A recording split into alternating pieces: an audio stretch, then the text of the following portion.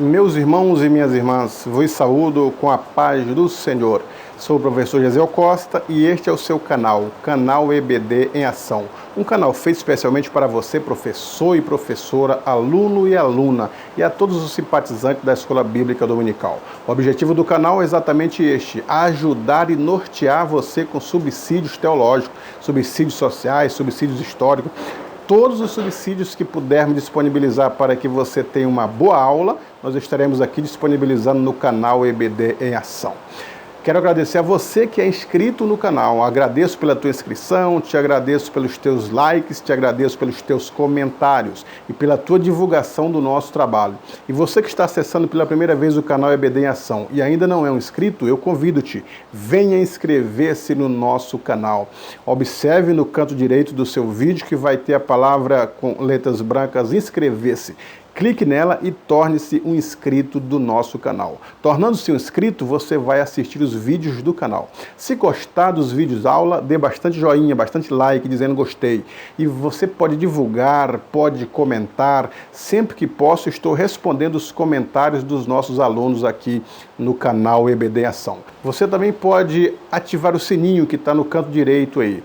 Você veja o sininho, clique nele, então você ative o sininho, porque quando você ativa o sininho, toda vez que eu postar vídeos novos aqui, e eu posto toda semana, você vai receber uma notificação como se alguém estivesse dizendo: corre no canal porque tem vídeos novos. Aí você vai assistir esses vídeos em primeira mão. E assistindo, não se esqueça, dê um like, dê um joinha, depois você pode divulgar, comentar e compartilhar nas suas redes sociais estes vídeos. Você também pode estar acessando vídeos de trimestres passados, vídeos de trimestres de anos anteriores. Eles estão disponíveis através de playlists, que são pastas que dentro de cada pasta está o trimestre inteiro de vídeos, aulas comentados. Acesse ali, assista, dê o joinha, divulgue e compartilhe no nosso canal. Sempre será você bem-vindo ao nosso canal EBD em Ação. Divulgue, fale para os seus amigos, para os seus irmãos que há um canal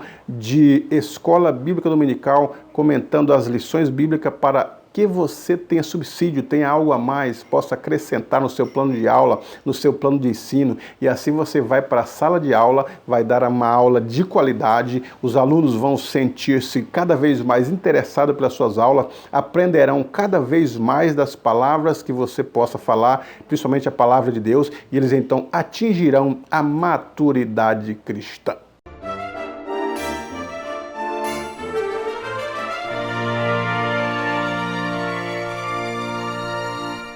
A lição de hoje, a lição de número 11, datada do dia 15 de março de 2019, tem o título A Cura Divina no Ministério de Jesus Cristo. Texto do dia: verdadeiramente Ele tomou sobre si as nossas enfermidades e as nossas dores levou sobre si. E nós o reputamos por aflito, ferido de Deus e oprimido. Isaías 53:4. Síntese. Para todos aqueles que possuem necessidade de cura, Jesus continua sendo hoje o mesmo do passado, o Messias que veio trazer saúde a todos os que estão enfermos da alma, mas também do corpo e da mente. Então a aula de hoje ela trata especificamente sobre a origem e a natureza das enfermidades. A origem das enfermidades. Onde teve origem as enfermidades? A enfermidade teve origem no pecado. Quando o homem desobedeceu a Deus, comendo da árvore proibida, do fruto que era para não comer, ele pecou. Quando ele errou o alvo, as enfermidades, tanto as enfermidades espirituais, no caso do pecado, quanto as enfermidades físicas, no caso do corpo, quanto também as consequências da terra, da natureza da terra, vieram em decorrência da desobediência. Então, a origem das enfermidades, elas estão primariamente na desobediência, a origem é o pecado. Agora, o pecado que eu digo é o pecado original, o pecado de Adão, que ele era o representante da terra, da humanidade, e ele falhou na sua missão, que era o teste da árvore do conhecimento do bem e do mal e de todas as árvores. Ele falhou nesse teste, e com a falha que ele obteve, ele desobedeceu. Ele desobedecendo veio as consequências. Então, que eu digo as enfermidades como consequências do pecado original. Então estas enfermidades, ela têm a sua origem no pecado. Se Adão não peca, se Eva não estivesse em pecado, eles estariam vivos até hoje. E o Éden, e nós e todos os seres da população da Terra estaríamos vivos. Os que morreram estariam vivos, não teriam os sofrimentos como é o sofrimento hoje, porque o sofrimento é em consequência da desobediência do pecado. Até a morte física, ela ocorre por causa do pecado. Se não houvesse pecado, não haveria morte, logicamente.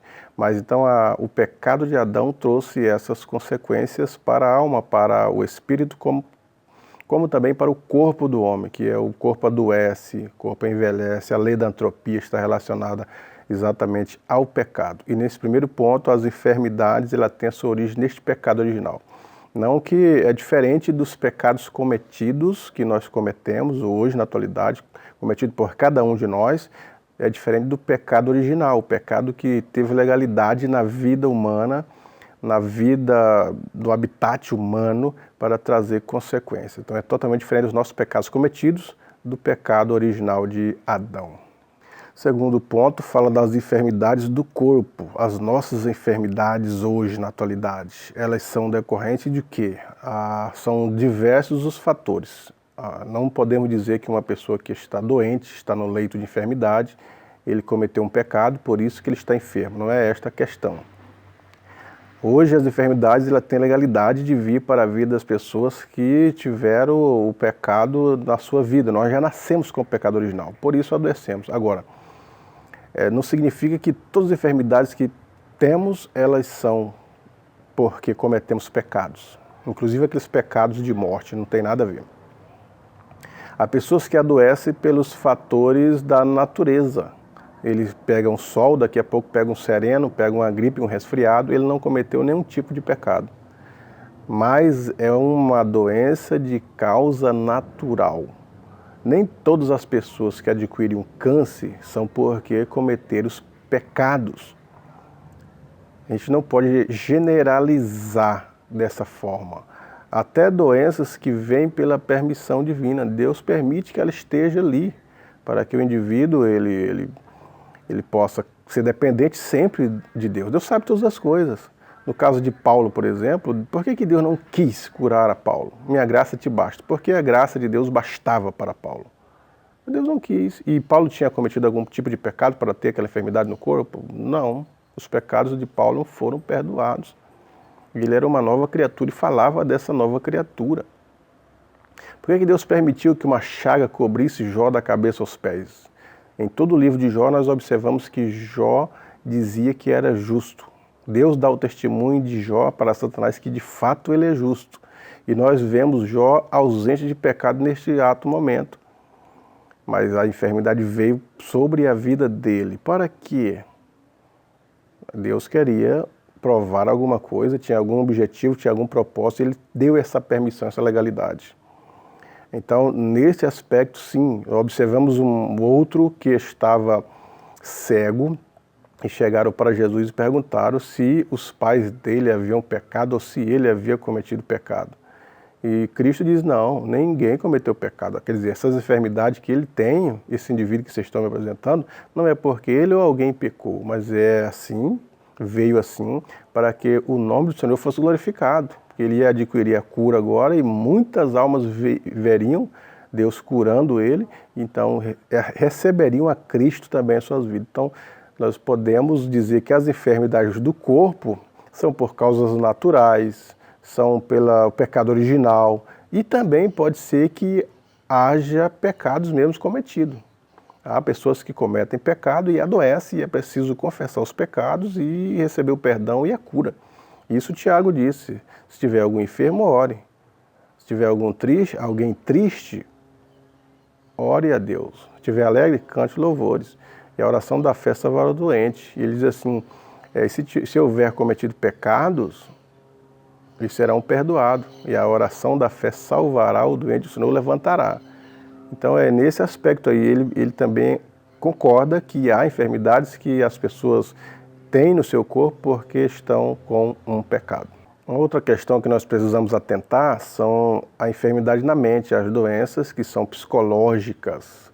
Nem tudo que são doenças, principalmente doenças mentais, que são demônios. Eu vi alguém que tinha a mente fraca, estava precisando tomar alguns remédios, ele era dependente de remédios controlados e estava com distúrbio mental.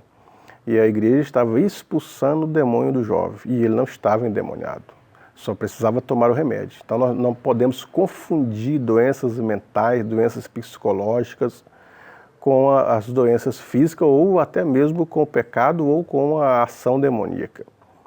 As doenças psicológicas, elas devem ser tratadas com um psicólogo, que vai fazer o tratamento, vai recomendar um medicamento e a pessoa vai melhorar. Os sãos não precisam de médicos, e sim os doentes.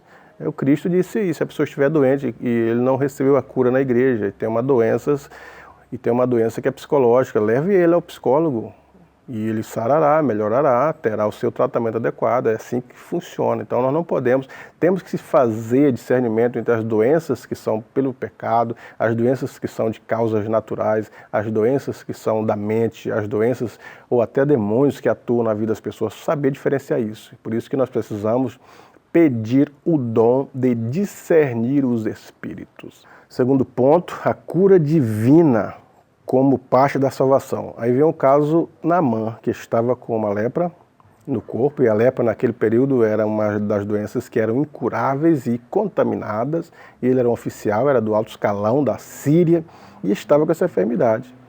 E não havia cura, mas disseram para ele que havia em Israel um profeta que ele orava e as pessoas curavam, que ele orava e Deus curava as pessoas das enfermidades. E ele foi em busca. Agora, o profeta mandou ele mergulhar 7 vezes no Rio Jordão. Ele ficou indignado porque no Jordão a água era barrenta e ele tinha rios com água mais limpa. Mas o seu servo dizendo: não custa nada, já estamos na terras alheia. O que custa mergulhar? Não fosse algo difícil que ele tivesse te pedido, você não faria? E uma coisa simples, por que não faz? E ele mergulhou 7 vezes no Jordão. Quando ele mergulhou a 7ª, ele estava limpo da lepra, não tinha mais nenhuma enfermidade. Isso demonstra o quê? Que ele creu, além de crer, recebeu a cura, e além de receber a cura, aceitou a Cristo e foi salvo. Muitas doenças, nos evangelhos, Cristo ele curou e as pessoas então quiseram Cristo. Muitos enfermos que aceitaram a Cristo no Novo Testamento, receberam a cura e aceitaram de imediato a Cristo. Na igreja há diversas pessoas também que vieram buscar uma cura. Jesus Cristo curou e de imediato veio a salvação. Volta e meia nós vemos Jesus dizendo nos evangelhos: vai, a tua fé te salvou. Porque a fé salvífica é uma, e a fé como dom é outra. A fé como dom, ela atua na crença de que receberemos a cura. A fé salvífica atua na crença em Cristo que receberemos o perdão de pecados.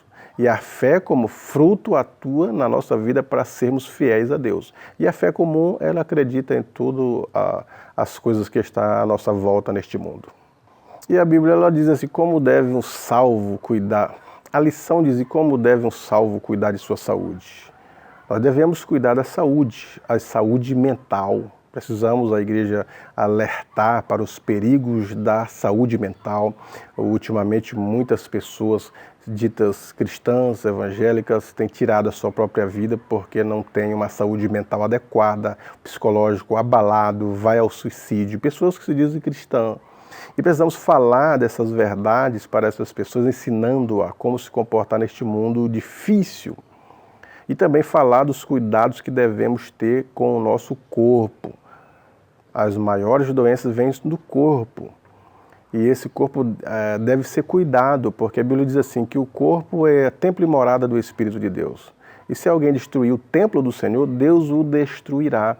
E como fazer para ter uma saúde física saudável e adequada? Essa é a questão. Nós precisamos nos alimentar adequadamente, descansar adequadamente, dormir adequadamente, trabalhar dentro do tempo estipulado para não ser prejudicial à saúde.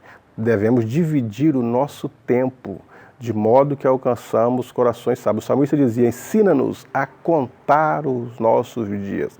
Nós precisamos ter um momento de trabalho, ter um momento do lazer, o momento do descanso, o momento da alimentação adequada. Tudo isso deve ser ensinado para as pessoas para gozar de saúde perfeita, porque isso é bom e agradável ao nosso Deus. Terceiro ponto fala: Jesus cura os enfermos. A dedicação à cura dos enfermos não foi uma coincidência, mas parte de um plano eterno. Já havia dito o profeta Isaías que ele levou sobre si as nossas dores, as nossas enfermidades. Foi para isso que o Filho de Deus se manifestou, para desfazer as obras do diabo, que através do pecado as enfermidades elas entram no corpo humano. Então Cristo veio perdoar os pecados e desfazer as obras do diabo através das doenças. Cristo é o maior interessado em que gozamos de saúde. Cristo é o maior interessado em que tenhamos um corpo sadio. Cristo é o maior interessado em que as nossas enfermidades sejam expulsas do corpo e os nossos pecados perdoados. Ele é quem toma. Ele se fez homem para sentir o que nós sentimos, as necessidades básicas do corpo, as doenças, as enfermidades, o sofrimento que temos. Ele pode sentir da mesma forma que sentimos, e pode averiguar, e pode curar, e pode nos socorrer. Este é o propósito de Cristo, é socorrer os fracos, é ajudar mesmo. Todos que vieram a Cristo tiveram suas vidas melhoradas. Todos que tiveram encontro com Jesus, como Bartimeu, teve sua cegueira perdoada, teve sua cegueira curada, seus pecados perdoados, passou a ser um servo de Deus. As pessoas que estavam possessas recebiam libertações, os que eram cegos, os que eram mudos, os que eram leprosos, os que eram paralíticos, todos de uma forma geral. Cristo atendeu a todos, porque este é o objetivo do Filho do Homem. O Filho do Homem se manifesta para trazer a graça salvífica, a graça curadora, a graça salvadora, a graça restauradora que restaura o corpo. Então hoje nós podemos continuar pregando na continuidade dos dons espirituais. Os dons de curar, ele é atualíssimo, não ficou para o passado, está presente na nossa vida hoje, na vida da igreja. A igreja precisa fazer uso da sua fé, desses atributos que Deus deu para nós, os dons espirituais, buscar os dons espirituais. A Bíblia nos alerta e nos incentiva a buscar os dons espirituais. Buscar os melhores dons, para quê? Para fazer atuação no meio da igreja, libertando as pessoas, favorecendo a pessoa com a graça de Deus, e a graça de Deus saradora, sare não somente a alma e o espírito das pessoas, mas também o corpo delas sejam saradas. E o outro ponto diz: Jesus é a única resposta para alguns enfermos, porque existem enfermidades que os médicos já desenganaram. Há enfermidades que os médicos não têm como curar. Não é o dinheiro que vai trazer a saúde de volta. Há situações que os médicos não têm condições de dar nenhuma esperança para as pessoas, nem o dinheiro comprar a cura. Agora, aquilo que o médico desengana, Cristo dá esperança. Aquilo que o médico diz que é impossível, para Deus é possível. Então, por isso que Cristo é a única razão. E não há protocolo para a realização da cura. Não tem um ritual que você tem que seguir para que as pessoas sejam curadas. Nós falamos simplesmente no nome de Jesus Cristo. É através dos dons espirituais. Deus usa diversas formas. Teve alguns cegos que ele disse: vê, a tua fé te salvou, e o indivíduo viu. Outro cego, ele fez um lodo com um cuspe, untou o olho do indivíduo e disse: vai te lavar, quando você te lavar você vai ver, vai enxergar. Então ele usa de diversas formas, diversos métodos. Não existe uma forma estipulada, adequada, um protocolo pronto que nós devemos seguir o ritual para que as pessoas alcancem a cura. Não. A única exigência é a fé. Se tivermos fé do tamanho de um grão de areia, nós vamos pedir até que os montes se desloquem, e eles se deslocarão.